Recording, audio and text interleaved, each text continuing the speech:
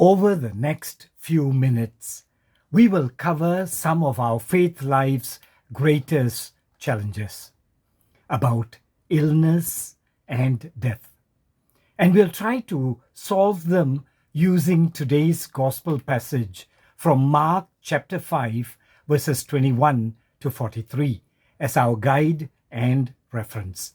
So get ready for a most interesting journey into the Word as we dwell on 7 powerful differences between facts and faith, and how they actually determine the decisions we make in our daily life. Today's gospel passage from Mark chapter 5, verses 21 to 43 covers 2 important incidents in Jesus' ministry. One is about an incurable disease, and the other involves death. Within each event are countless precious and priceless lessons that can boost our faith life and spirituality. For a start, ask yourself, if you had an illness or a health problem that has been causing pain and suffering for years, and you have gone to many doctors and underwent all kinds of treatment, and after spending a lot of money, you still haven't got better, what would you do? For a start, ask yourself, when you have a major health problem, are you looking for temporary relief or just treatment? Or you'd prefer a cure? Some of us may even prefer prevention from it recurring again. But in today's gospel, we see a totally different dimension of treating health problems.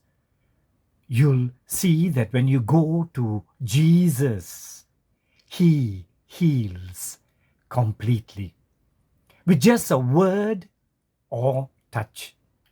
And in today's gospel, we see a woman touch Jesus with full faith and total trust, and is instantly and completely healed. Now, let's just pause and get back to comparing the major difference between facts and faith. You'll see this difference based on what happened to the hemorrhaging woman in today's gospel. The fact shows in verse 25 that for 12 years she had gone to many physicians, and she endured so much suffering and spent all that she had and got no better, but rather she grew worse. And now compare that with her faith, as stated in verse 28. She finally decided to go and see Jesus and do something daring and desperate by deciding to touch Jesus with full faith for healing. And that's all that it took, just faith. Her complete faith that if she could only touch the tip of his cloak, she will be healed. So let's learn that her move was so simple and effective, and it can be the same with us. The question is, what do we do when we are in a similar situation? Will we try Jesus? Would we even have the faith to recommend others to try Jesus? Let's ponder on this for the rest of today. Now let's move on to the second incident in today's gospel, involving the death of Jairus' 12-year-old daughter. Here again, we see a battle between facts and faith. We see in verses 22 and 23 that Jairus, the synagogue official, fell at Jesus' feet and pleaded with him repeatedly to come and lay his hands on Jairus' little daughter, who is at the point of death, that she may be made well and live. While Jesus was on the way to Jairus' house, some people came from the synagogue leader's house to say, "Your daughter is dead." Why trouble the teacher any further? Let's dwell on this. The facts say Jairus' daughter is dead. If you were Jairus, what would you do? But all of them, including Jesus, still go to Jairus' house. And take note of what Jesus tells Jairus in verse 36. Do not be afraid, only believe. And Jesus tells the same thing to us all, regardless of what we are going through, whether it's illness or death or any challenge beyond our control. Jesus tells us today, do not be afraid, only believe. So let's hold on to this promise from Jesus for the rest of our life. Now let's look at all the other facts in the rest of today's gospel passage. In verse 39, when Jesus told those who are weeping and wailing that the child is not dead but sleeping, take note, they laughed at Jesus, as stated in verse 40. Now, what would we do if we have someone dead in our house and it is a fact, and someone tells us that the dead person is actually sleeping? How would we react? And so, what is the lesson? To us humans, facts say that death is the end of one's life. But to Jesus, the life giver, we are only sleeping. Because for the faithful, life changes at our last breath, but never ends. The question is, do we believe this?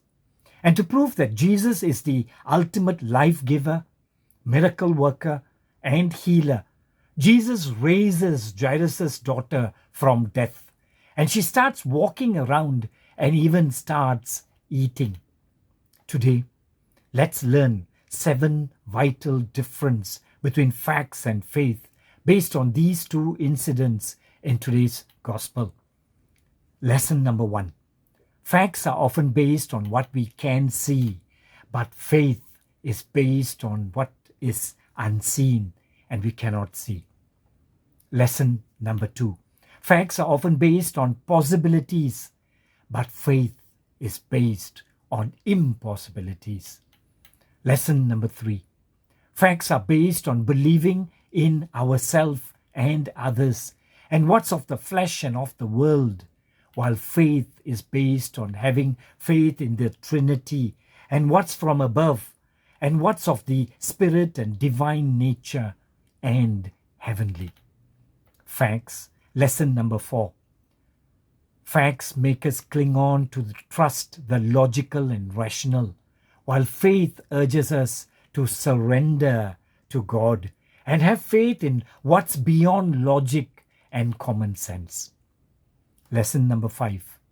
Facts urge us to believe in the created, like doctors and medicine, our senses, and what we are taught, while faith urges us to believe in the Creator and that God alone is enough. Lesson number 6. Facts urge us to believe in our own knowledge and skills and abilities, while faith urges us to have faith in the abilities of the Creator and His omnipotence, His omniscience, and His omnipresence. Lesson number 7. Facts urge us to put our trust in processes and formulas and the passage of time, while faith urges us to see for ourselves that for God everything is possible, often in an instant. He can say a word and breakthroughs and blessings, miracles and inner healing and deliverance, and much, much more can happen in an instant. Yes, they can even happen easily and effortlessly, effectively and cost-effectively, and permanently. While human effort and what's done by the Creator, no matter how perfect it may be, can never match the Creator's power and perfection. Hope that clears the air about the difference between facts and faith. Of course, we still have the freedom and choice between the two. May we choose wisely and enjoy the difference and benefits from faith from today. Amen. And so be it from today in our life. Amen.